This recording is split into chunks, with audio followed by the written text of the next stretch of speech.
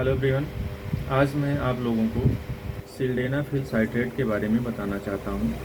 Sildenafil citrate जो कि बहुत सारे ब्रांड्स के अलग अलग ब्रांड्स में आती है, जैसे कि फेमस ब्रांड्स हैं वीगोरा है, और इसके अलावा एक मैनफोर्स के नाम से भी आती है ये, ठीक है।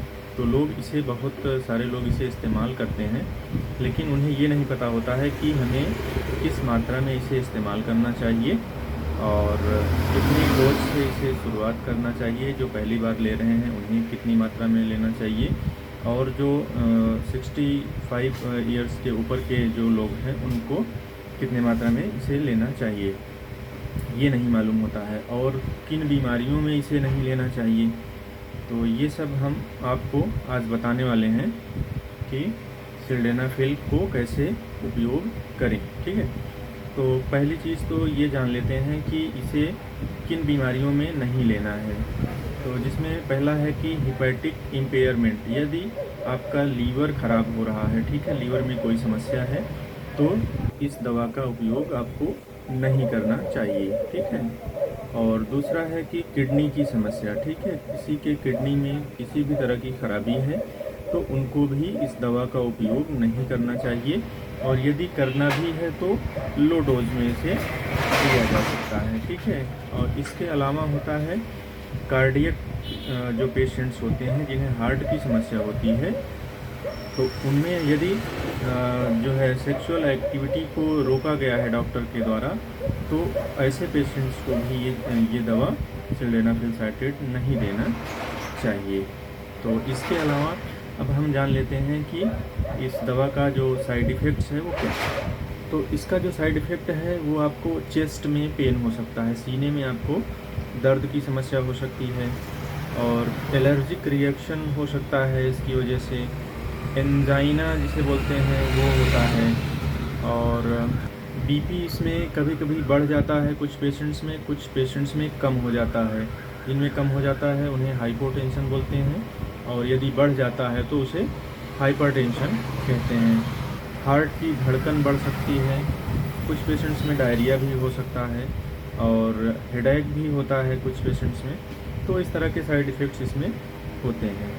अब आइए जानते हैं कि इसका जो डोज है, यानी कितने मात्रा में इसे लेना चाहिए, इसके बारे में चर्चा कर लेते हैं।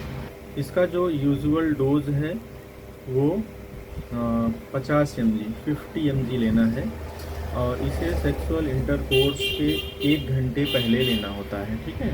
1 घंटे पहले आप इसे ले सकते हैं, लेकिन यदि आप चाहें तो इसे सेक्सुअल एक्टिविटी के 30 मिनट के पहले और या फिर 4 घंटे के पहले ले सकते हैं। या अर्थात कहने का अर्थ ये है कि 4 घंटे से लेकर के 30 मिनट पहले तक इसे लिया जा सकता है। और इसका जो मैक्सिमम डोज है वो 100 mg का है।